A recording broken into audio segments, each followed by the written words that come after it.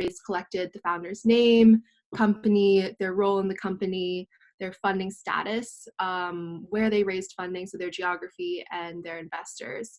And so while the majority of information came from Crunchbase, we also utilized publicly available information on LinkedIn and specific company websites to determine founders' educational background, so things that weren't available on Crunchbase or PitchBook. So ultimately, we were able to analyze over 1,700 female founders with enough publicly listed funding information.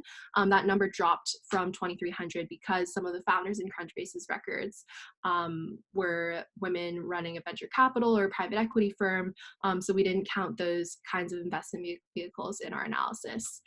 So these 1,700 made up our master list, and then we took the top 200 female founders overall based on raise size.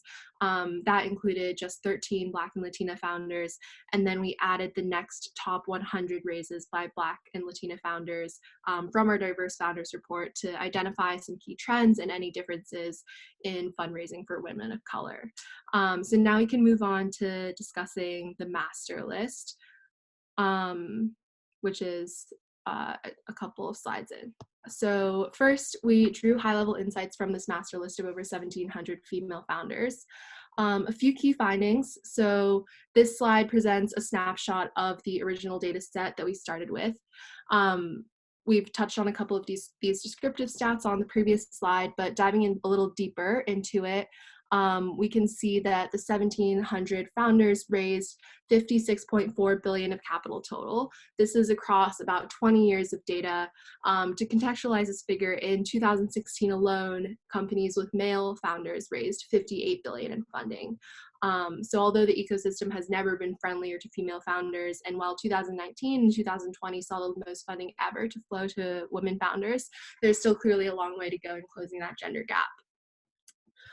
We also saw that the average founding year for female founders companies was 2013 with a mean raise of $5.8 million. We can hypothesize that this is due to a couple of macroeconomic trends, among other factors, such as increasing economic prosperity post-financial crisis, rapidly growing financial markets, and things like that. Okay, cool. I think we can move on to the industry slide. So on slide 7, we'll see that throughout the report, there were 63 industries represented, and we looked at the industries in which women were founding companies and found that the top 3 industries were software, biotech, and e-commerce. These represented roughly a third of startups by company count, as well as capital raised. Pretty closely following were e-commerce, AI, and financial services. So we thought this was pretty interesting because female founders in the popular media are traditionally associated with industries like retail, food and beverage, but the data actually shows that the most popular industries are elsewhere. Moving on to our geography slide. So we saw 92 headquarter cities across all of the data. Would like to highlight that, unsurprisingly, New York and San Francisco together represented the location of 52% of the capital raised, 55% of the number of companies. Breaking that down a little bit, San Francisco represents 38% of all deal value created. New York represents about 14%. These figures represent and closely mirror trends across all companies founded by both men and women. PitchBook reported that across the US in 2019, San Francisco represented close to 40% of deal value and New York about 15%. So there's not really a huge difference between where male and female founders are raising capital and founding their companies.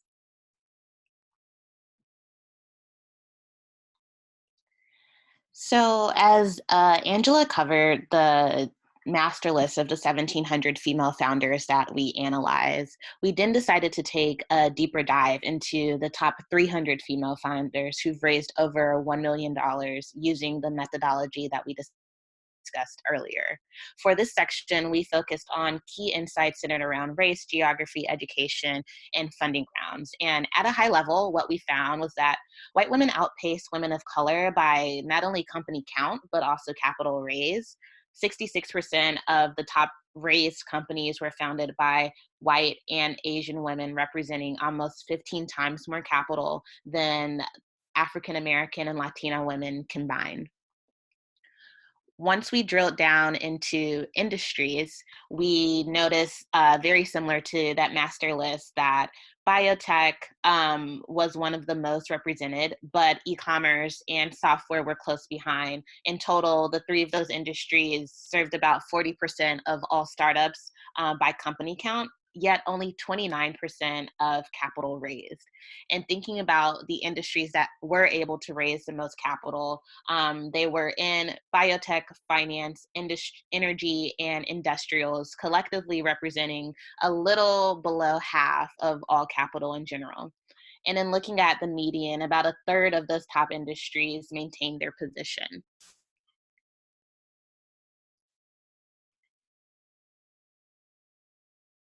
Moving on to funding rounds. As an early stage fund, we're really eager to analyze company count and capital raised by funding rounds. We found that seed, Series B, and Series C represented companies with the most female founders, with debt funding and exits representing about 48% of total capital raised.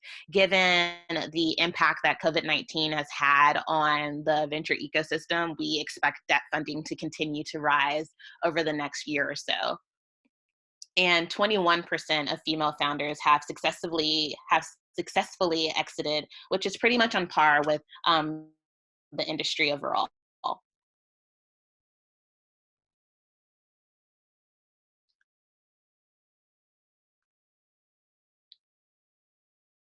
So, looking at education, we wanted to just find out more about what kind of degrees that these founders hold, what schools were represented, and if there were any myths that we could demystify. And what we found was that in looking at these top 300 founders, most of these women actually held advanced degrees, especially MBAs, which is drastically different from their male counterparts. And we found that graduate degrees are more common among women of color, with 40% of all the African American female founders having an MBA, 46% of all of the Asian female founders having an MBA, and then 26% of Latina founders having an MBA, compared to 32% of white female founders. In looking at the top undergraduate universities that were represented, about a quarter of all female founders graduated from 8 undergraduate universities, which you can find the far left column. So Harvard, Stanford, Cornell, Brown, UCal, Berkeley, NYU, and UCLA. And then looking at graduate schools, you'll notice that the bulk of the most represented graduate schools are top MBA programs. So Stanford, Harvard Business School, University of Pennsylvania, MIT, et cetera. However, there is more representation from schools like the University of Houston, who was able to raise $2.4 million, which is very impressive.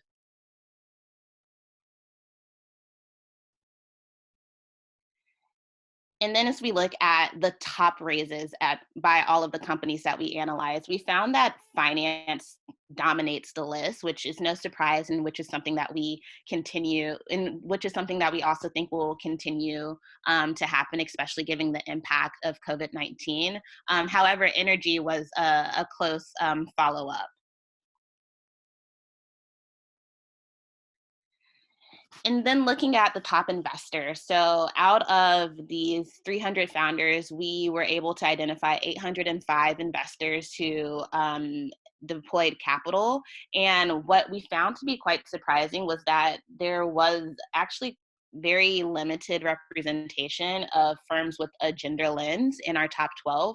And this could be credited to check size and fund size. However, that is something worth mentioning, with the exception of SV Angels and the Y Combinators and 500 Startups. Most of the top 12 were some of these mega funds.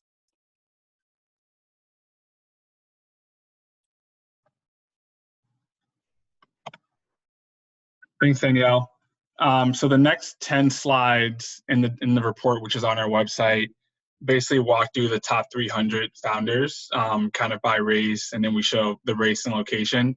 So hopefully these slides, as you guys dig in, are helpful for who are the women in my city, who are the women in my industry that can be useful, relative to my experience or what stage they're getting to.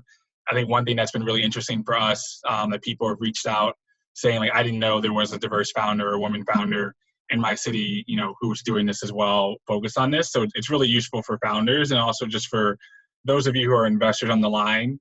Oftentimes people say there's a diversity or pipeline issue. And so the more we can be transparent about that pipeline and give some insight, hopefully it's easier process for you guys to find those founders.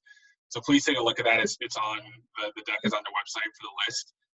You'll see that a lot of the top 200 raises, only 14 of them were African American or Latino. So a lot of the 200 to 300 lists are African American Latinos. So we're hoping over time that those women will continue to kind of rise up further in the list. So that concludes kind of our formal 15-minute overview of the report. We received some questions ahead of time. I've seen a few questions come up in the Q&A. I'll get to those as well. But first, getting some of the questions that came ahead. I guess, Danielle or Angela, what are some of the implications of the data or recommendations that you would have for the VC ecosystem to better support female founders?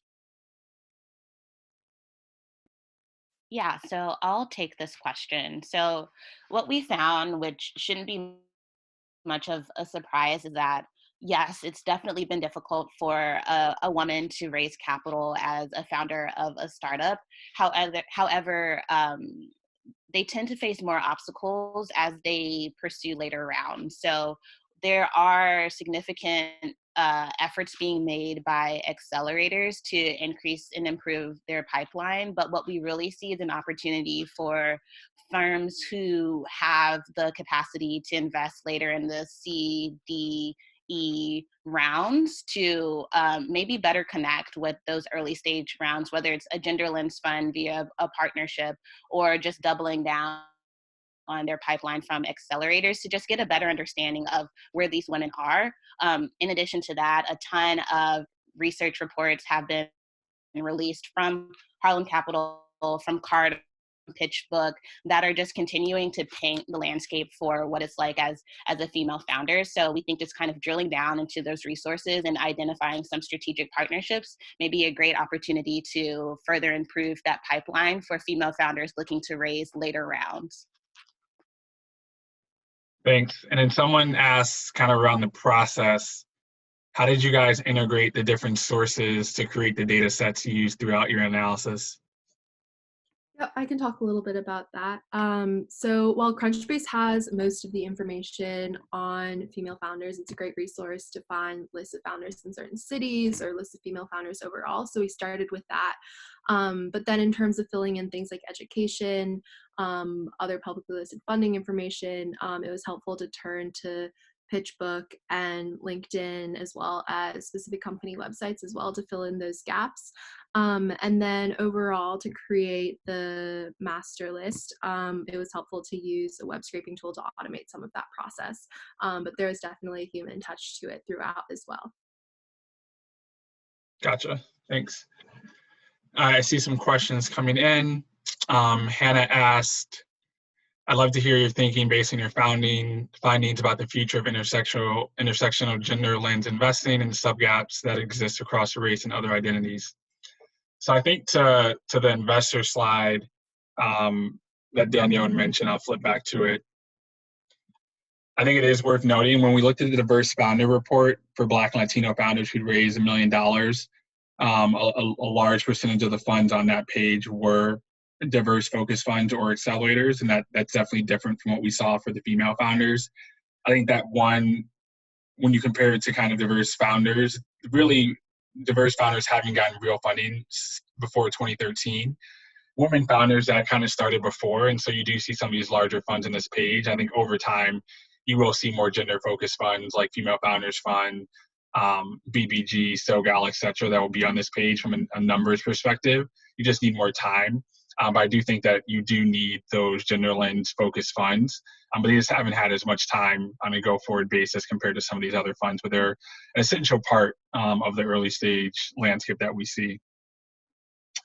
A question from Jared: what was the biggest surprise out of the report findings? Danielle or Angela, you want to touch on that for you guys? Yeah, so I'll dive in. For me, I think some of the biggest surprises came from the top investors list. I definitely was, to Henri's point, expecting to see more gender lens funds, but I do think this is just a matter of time. You're in VC for the long run, not so much for the short run. I was also quite surprised by the distribution of cities. What we typically find is underrepresented founders tend to be more distributed. However, the bulk of the founders that we analyzed were still pretty much concentrated in the Bay Area or in that Northeast corridor. Yep, I would echo all of that.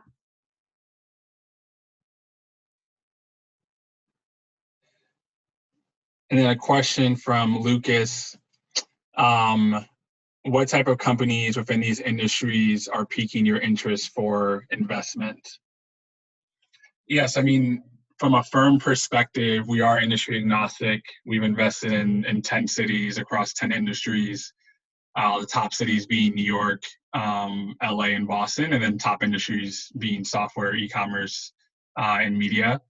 And so we're pretty diverse. I mean, generally we don't, you asked about biotech, Lucas, so we generally don't invest in what we call deep tech, which we would consider biotech, cryptocurrency, quantum mechanics, industries where we do think you need to be specialized. If there's a founder in biotech, we just as an investor, given our experience backgrounds, can't really provide any insights to that founder outside of emotional support. And we are value add investors, so we like to invest in companies that we think we can help. And in terms of capital intensive industries, right? So what you'll see for a lot of funds like ours that are of this micro fund, which typically is 50 million below, we don't invest in capital intensive industries like energy or infrastructure. And that really being because a lot of those companies, like think about a SpaceX, these companies require hundreds of millions and not billions of dollars of capital. And so when you're a smaller fund, although the outcome can be massive, you get so diluted from a capital perspective that it's not worth the investment. And so it's really hard for smaller funds to invest in super capital intensive industries. But I would say outside of capital intensive industries and deep tech, we're pretty open. One thing that's been interesting for us is that nobody really knew where people of color or women were creating companies. Like we had to do this work because we couldn't find it when we were trying to fundraise to LPs. And so the question for us is, okay, if we want to be a diversity focused fund that's software focused, but it doesn't really make any sense. Like if we don't know if there's enough diverse founders or women founders focused on software, right? Maybe before this report, to Danielle's point, we probably would have thought that the majority of women founders of scale were focused on consumer or healthcare, but biotech and software are also number one and number three, as you can see on this page. And so I think until you really begin to dig into the data, you can't begin to become more industry specialized if you're a diversity focused fund, because you just don't know where diverse founders are really creating businesses. Because before the last few years, nobody was tracking this information.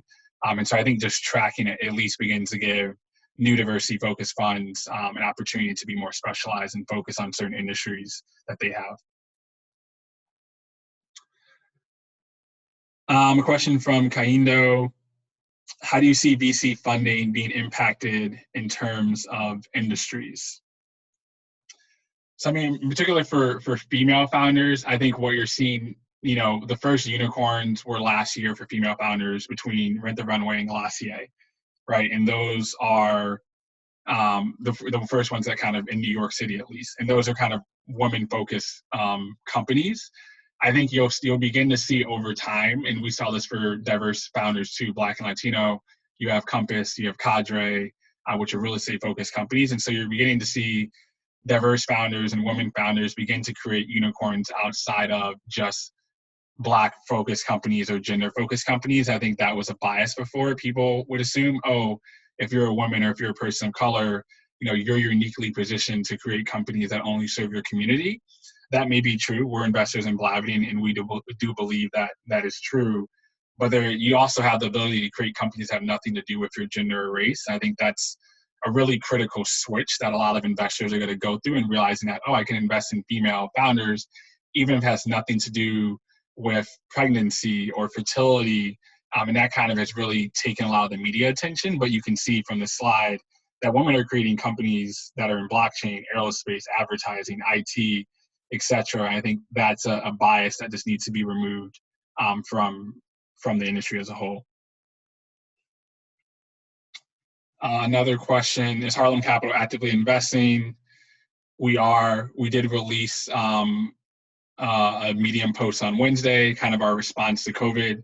So we are actively deploying. We're definitely focused on women and minorities. We want to back them. We do think winners will be made in this recession.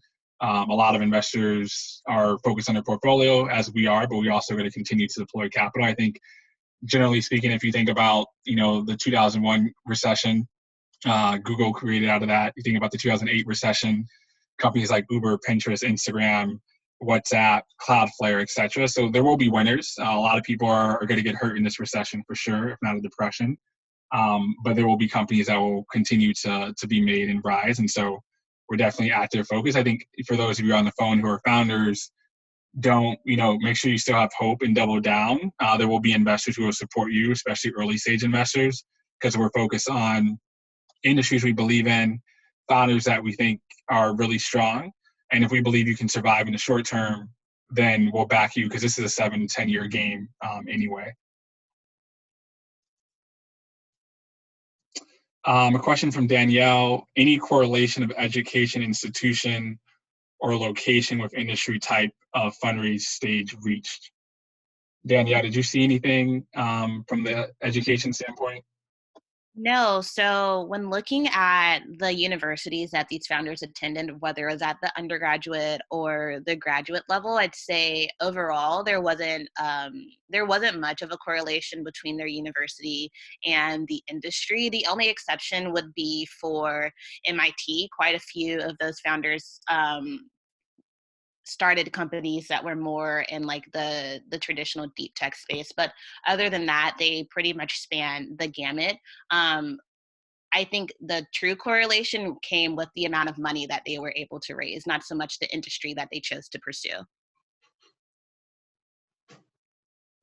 There's another question on this slide, Danielle. What are your opinions about this concentration in geographic institutional diversity?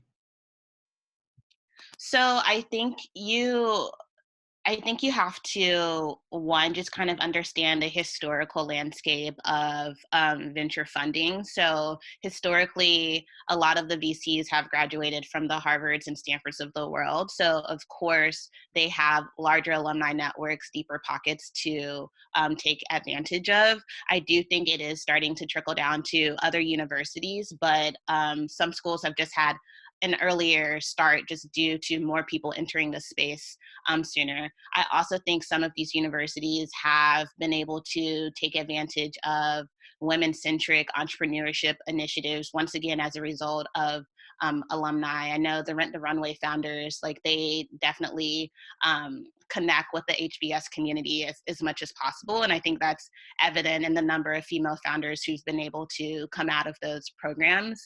However, I would be curious to compare our list today in 2020 to a similar list in 2030. I had a question on industries. Has the team found any meaningful opportunities to invest in founders in beauty, personal care?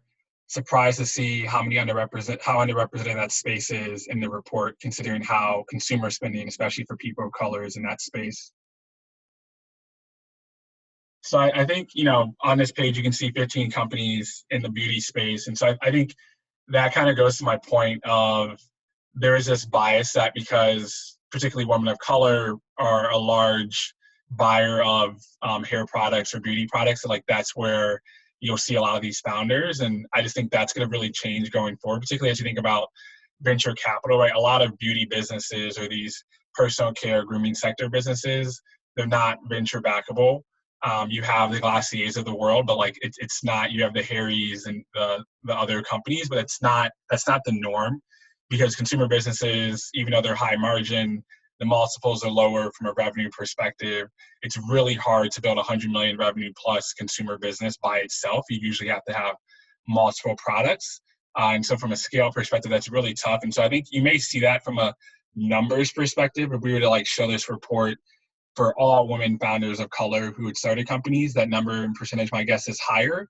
But for the ones that are going to raise significant venture capital funding, I think you'll continue to see that decline as more women move into other spaces outside of just female-focused products.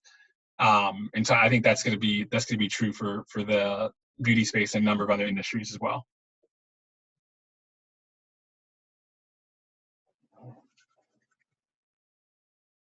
Another question in regards to our industry focus around deep tech companies, have we thought about partnering with others? So I think, generally, if we look at, even if we think about just this page here for like where are female founders in the top industries, it doesn't really align as much with what we're seeing as well. So one, it's not our expertise in terms of we don't have that background. Biotech will always be a top sector across venture capital in general. They raise tons of capital.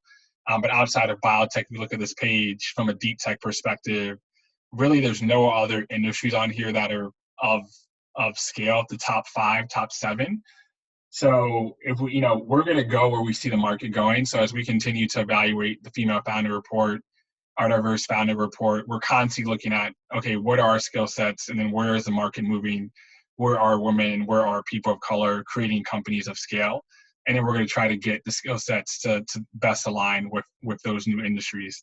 And so if we begin to see more companies that are forming that are non-biotech, because biotech isn't something you can just kind of learn, coming into these top 10, then I think that's where we'll head. I think that's going to be true for a lot of investors, right? Investors are trying to figure out, if I hire somebody with a certain expertise, can I invest in more than one deal that's in that sector, for my fund? And so that's something we're thinking about from an industry perspective, but it's not like we're adversely to learning about deep tech, but the market has to speak to it, right? And so I think as you think about, if you're an investor on the call and you're really curious about investing in women founders, diverse founders, you have an expertise, does your expertise align with the market that actually exists? Right? You can be you can come from an AI background and say, hey, I'm a woman in AI, I want to focus on AI investing and start an AI focused fund for women. But if there's only been 3 deals that have been done in AI that have raised $1 million plus, like you may not be able to actually deploy that capital. And so just be thoughtful about where do your skill sets align and what market are you targeting, and does that market actually exist?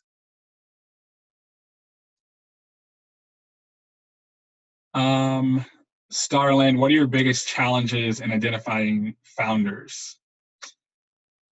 I'll let Angela hit on that from like an actual process perspective. Yeah, sure. Identifying founders for the fund or for this report in particular? We can start with the report. Yeah, I think one challenge in identifying founders is that there's pretty incomplete information in terms of a founder, their raise size, where they're located. There isn't really a comprehensive database that tracks, every single female founder out there. There are plenty of dashboards and reports by organizations like PitchBook, the Female Founders Fund, that do track smaller samples of female founders, but it's really hard to find a comprehensive database out there. So that's why we had to combine resources from multiple sources. So as we touched on earlier, Crunchbase, PitchBook, LinkedIn. So I would say probably the data collection was a bigger challenge than we previously anticipated in this report. But it really was just about aggregating multiple sources. Yeah, and then for identifying founders from a fund perspective, have we found it challenging? To start, more so, less so now. I think producing these reports obviously helps us like be on the ground and really analyze the data at a deeper level and understand where people are, and then continuing to produce content. I think one thing that can get frustrating when we think about who we're serving, people of color and women, a lot of firms want to target those audiences, but they don't change any of the processes, right? So like the simple process of having your investment criteria on your website, Like, would we even invest in you? Or do we have our information? So 50% of our deals do come directly from founders. So we're pretty fortunate. A lot of founders do reach out to us directly. 43% of our deals we invested in last year were from founders we did not know or were out of network. We continue to believe that people out of our network are very smart. We're very conscious of that. Like, as African Americans, our goal is to invest in other people of color, but we're based in New York City. We worked in finance. We went to Harvard Business School. We understand our privilege. That's not the case for a majority of African Americans or people of color in this country, right? And so you can't be naive and think because I'm a person of color that my network will all of a sudden be diverse. That's just not true. And so unless you put things in place to really increase that funnel for where you're trying to target people and people who aren't from New York or people who didn't go to Harvard, you're not going to get that. And one thing that we have seen is that our sourcing funnel is almost one-to-one correlated to our invested deal capital, right? So 60% of the deals that we see sourcing are from New York and California. 60% of our portfolio is from New York or California. 58% of our deals we see are Black and Latino. The same is true for our portfolio. And so unless you actually are changing the top of the funnel, it's very hard to change how you invest, right? We invest in 1% of deals. So every 100 deals we see, we invest in one. So you need 100 people of color for you to invest in one. You need 100 women for you to invest in one. That's just the way the math works, right? And so unless you can find ways to change your sourcing funnel, it's almost impossible to change your invested deal funnel unless you are purposely, creating these diversity quotas. But if you're actually doing it on we want to just be merit-based, your funnel has to change just because the numbers, the percentage of deals invested are so low in the venture capital game. A question, will the recording be distributed afterwards? It will be. We're going to find a way to probably load it up to YouTube and put it on the website. But the recording will be listed on the website or YouTube afterwards. So we'll follow us on social media. We'll send that out.